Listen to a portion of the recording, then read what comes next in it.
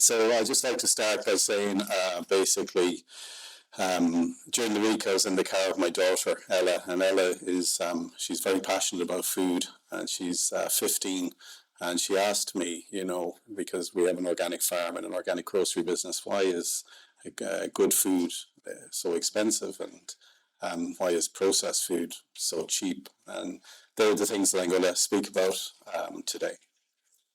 So I guess if I ask the question here today, what's the most valuable item you'd ever purchase, then I'd imagine I'd probably get a range of responses from phones to cars.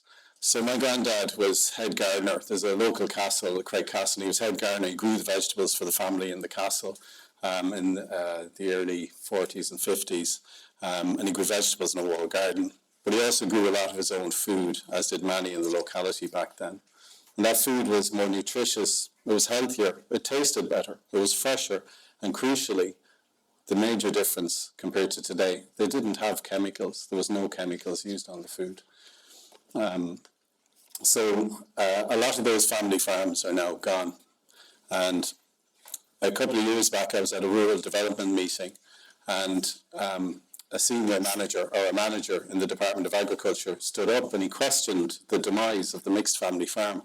And the response in the room, there was pretty much silence. And I imagine he was either close to retirement or he's gone now. And the message today to farmers is get big, industrialize, and get out. And that's it. You have to be big to survive,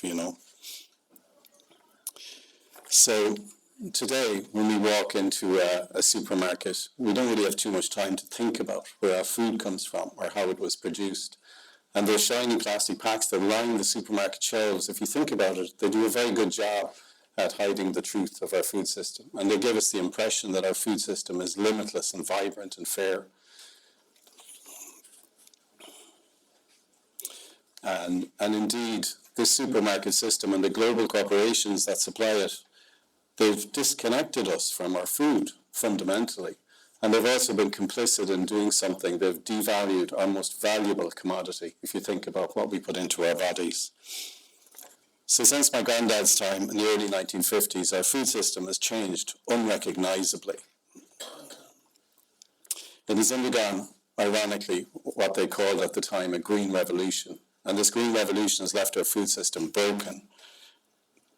Genetically modified organisms, giant monocultures, pesticides, herbicides, artificial fertilizers, and factory farms are the reality that dominate our food supply chain now, but we never see it.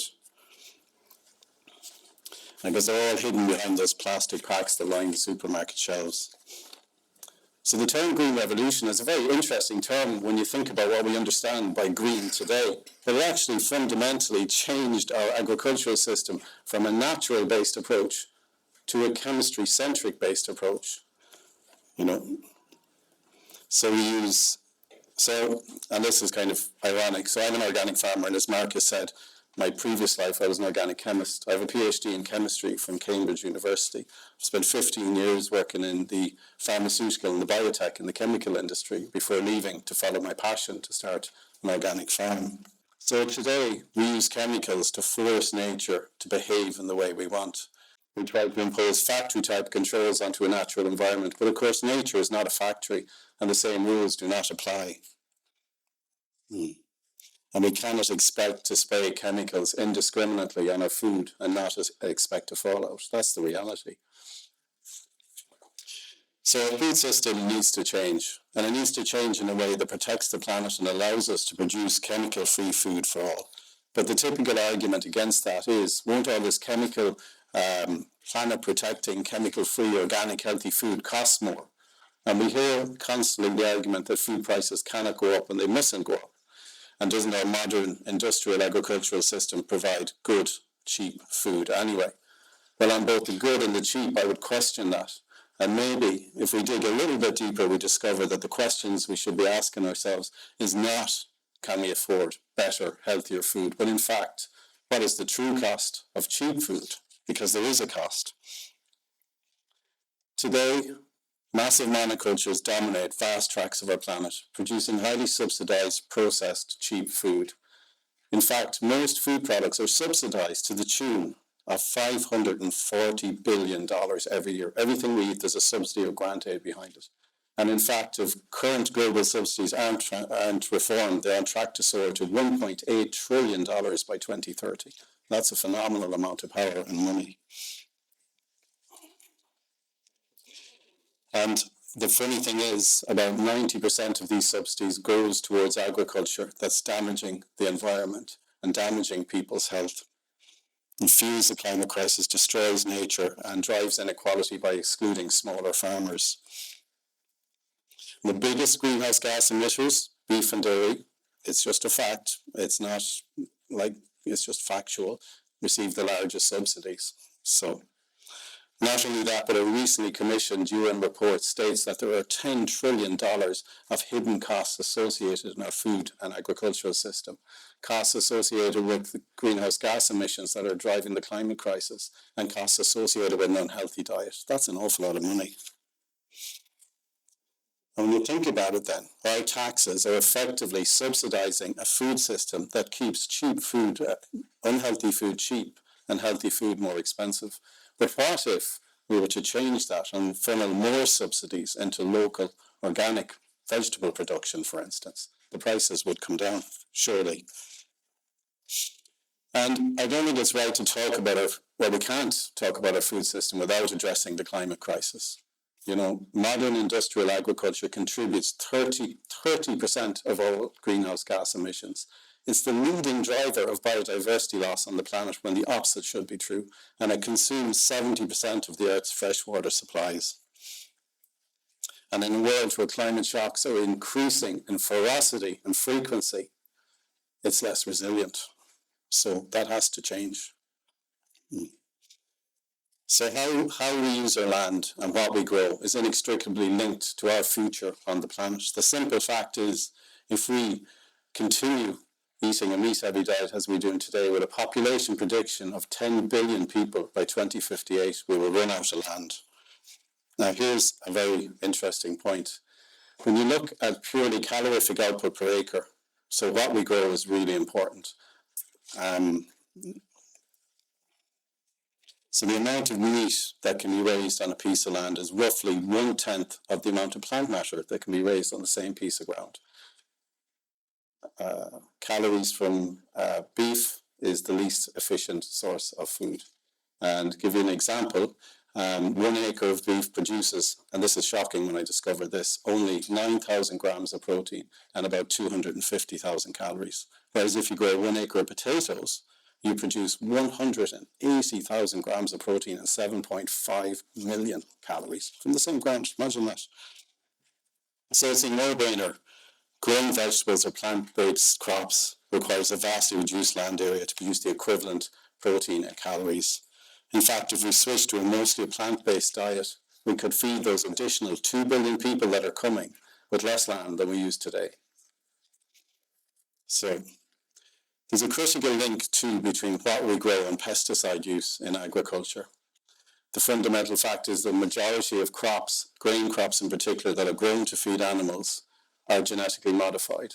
And they are genetically modified and engineered to take higher concentrations of pesticide and herbicides that are destroying biodiversity and poisoning our land. And if there was any doubt about that, in 2023, there was $10.4 billion worth of glyphosate sold and sprayed on our planet, and that's phenomenal. And 1 teaspoon of a particular type of pesticide called the neonicotinoids, thiamethoxam, can kill 1.25 billion bees. 1 teaspoon, imagine. So bees have actually been in decline since after World War II, and they've been in decline because we've changed our agricultural practices. We've stopped growing cover crops like clover and phacelia, and we've started spraying pesticides that kill the bees and herbicides that kill the flowering plants, even the weeds that the bees need for food. And in fact, it was probably 3 or 4 years ago now, an inspector, during our annual organic inspection, an inspector came to our farm. They took a sample of kale away, and that sample of kale was screened for 870 different chemicals. 870 chemicals that could be used on our food against nature. That's mad, you know. So that's a test to prove that we were organic. So we assume our food is safe, and rightly so, and generally it is. And government regulators set limits on the amount of pesticides that are allowed in our food. So these limits are called maximum residue limits, MRLs. And the limits are set with the idea of human health, we think, or so we're told. But here's two things to consider. One, the fact that there's limits. So we think pesticides in our food or a residue of that is okay. Is that okay? And number two, and this is the most interesting one, and in fact, I was with Dorina Allen, we went to Dublin and we queried the Department of Agriculture on this because it doesn't really make any sense. For the same chemical in a different crop, the safe limit is different. So for instance, glyphosate or Roundup in oats is 20 milligrams per kilogram, or twice that of what it is in wheat. And let me put this in context for you. If you're sitting eating your porridge in the morning, you're entitled to eat double the helping of Roundup on your porridge than you are on your toast. So how can there be two different limits depending on the same chemical in different foods? Doesn't make any sense. Not in my view, anyway. Right here in this country in 2021, the Department of Agriculture screened just over 1,000 fresh fruit and veg samples for 474 different chemicals. Of the just over 500 food samples that they screened, 65% had chemical residues in them. 5.5% had chemical residues above what was deemed the safe limit, and 3 samples had cocktails of 9 different pesticides on them. The veg was slightly better, about 500 tested again, 45% had chemicals residues, 5% had residues above the limit, and one particular sample had a cocktail of 15 different pesticides in it.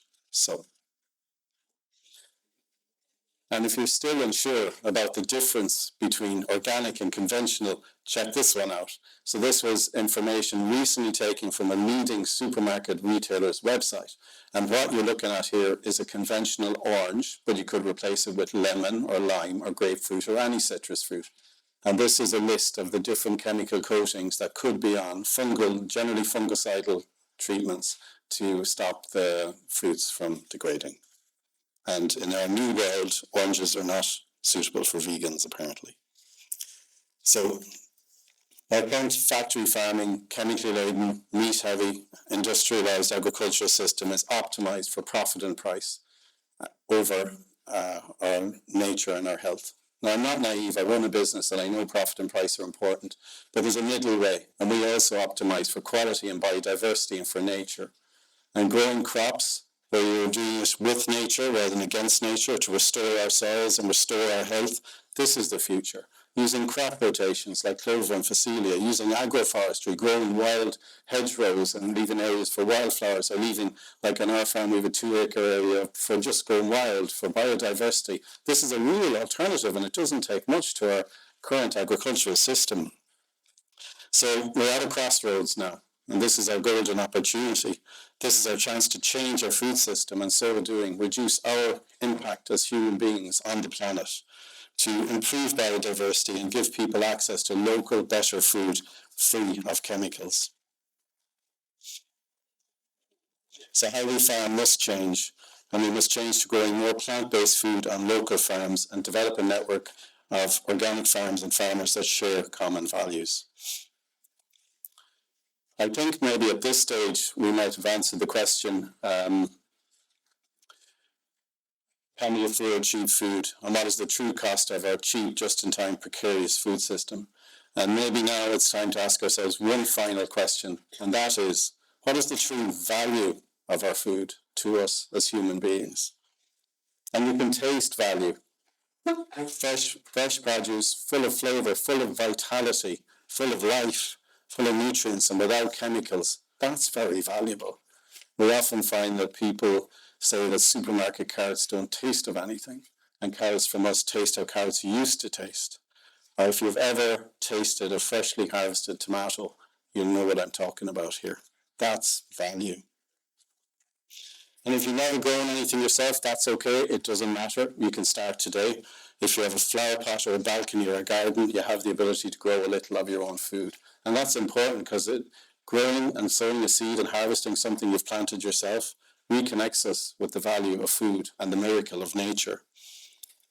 So I've been growing food for approximately organic food for approximately 21 years. And our farm and business was born out of a desire to make a meaningful change to our food system. And we're doing this by practicing sustainable agriculture. And it's not easy, but we're doing it, and supporting a network of farmers that share common values and are organic in practice and in spirit. And that is something that's very important in this country, that a lot of the organic farmers, they really believe in what they're doing. And we're doing this to give people a chance and a means to access the same good chemical-free food as my granddad had all those years ago. And finally, and here's the best part about all of this, when it comes to our food, we as consumers have power. And we actually have real power. I don't know if you remember the plastic a few years back, and supermarkets started to react and remove the plastic. It's gone back now, but after David Attenborough's documentary. So we have the power to choose wisely, the power to decide what food to purchase and where to purchase it. And our decisions and choices, they really, really do matter. And they send a powerful message and can affect real change. So we can take definite action today. We can visit a farmer's market. I'm sure there's local farmers markets around here. We can support a box scheme. We can grow a little of our own food. We can look at the country of origin when we go to the supermarket, and supporting local food reduces the carbon emissions on food. And these things make a difference. We can eat more vegetables and less meat and have less of an impact on the planet. It's just facts. And remember, turning just one of anything, positive food choice, into a habit can change the world. I've probably missed something here. Or in the words of Margaret Mead, never doubt that a small group of thoughtful, committed citizens can change the world. Indeed, it's the only thing that ever has. Thank you very much.